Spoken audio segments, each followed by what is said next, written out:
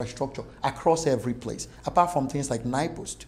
But it's going to be very difficult to work with government on those things, right? So in as much as e-commerce will want the easy way out, which is to persuade logistics companies to do cash on delivery, it also hurts them, because what you want is actually confirmed orders, not that you have giant number of orders, which most of them will be returned, and also costing you more on the reverse logistics of those, right? So it's a conversation we need to have in the industry, because if all of us in the logistics space decide that we can no longer do cash on delivery, it's going to take a while before e-commerce can actually say otherwise. And if they haven't made that move because they are addicted to the short-term gains, right, and not thinking scale, right, we might have to actually encourage other people to do that. So what is stopping you guys from doing that? So, of course, that's some of the things we're going to talk about in a conference we're organizing for all the logistics professionals, right? These are some of the key issues, key trends in the logistics space.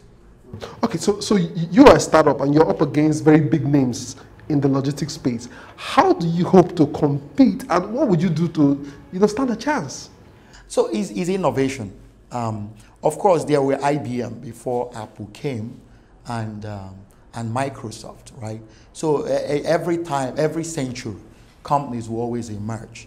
So one thing Kobo has is good understanding and the ability to actually listen and understand the problems. And then we attempt to solve it with the stakeholders. One of the key stakeholders are the customers. We are very customer obsessed, right? You have to listen to them. Things are changing. There might be, internet is penetrating everywhere. So they might want things not to be going the traditional way, right? Has any person tried to actually understand what their issues are, right? So first thing is we listen to the customers, right? We try to solve that problem with everyone. Logistics is too complex that no one single company can actually solve it. So most of the people who many people might think are competitors are also on Kobo platform, because there is issue of capacity in logistics. So no one person can have all the capacity, right? And some of the traditional guys also require innovation. They're taking some innovative technologies. So what we're doing now is we're launching an app called Kobo app. What this app would do is it will aggregate all the available supply, all the trucks that exist in this country, right? It will have it in one place, where a big names like Nestle will no longer worry about the issues of trucks, right? They can have truck. Where a small guy who sells at Alaba International Market can have a truck. Where somebody going for an event or moving an office can get logistics solutions on there. And of course, it has real-time tracking. So there is no issue of calling people on phone. And these are some of the ways we think we can actually do things that are scalable, right?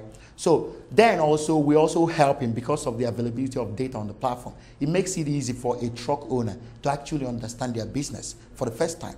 Then because of these challenges, why you might see a lot of people failing in the logistics space. There is no data. They are not understanding when they are making profit. Finally, Obi, one challenge I see with what you've just described is user education. How do you intend to deal with that?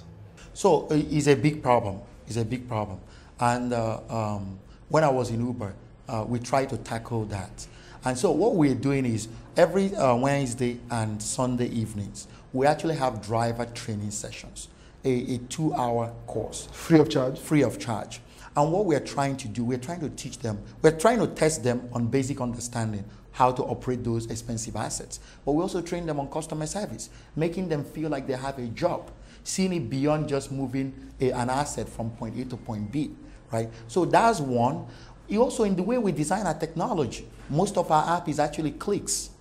It doesn't have a lot of text because most drivers do not, majority of them stopped in SS1, right? They can't read and write very well.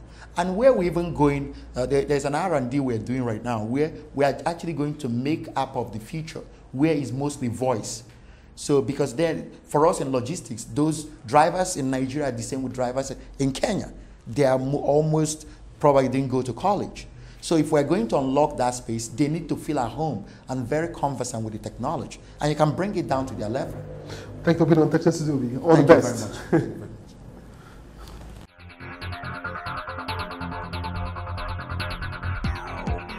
It's a wrap on this edition of the show. But the conversation continues online.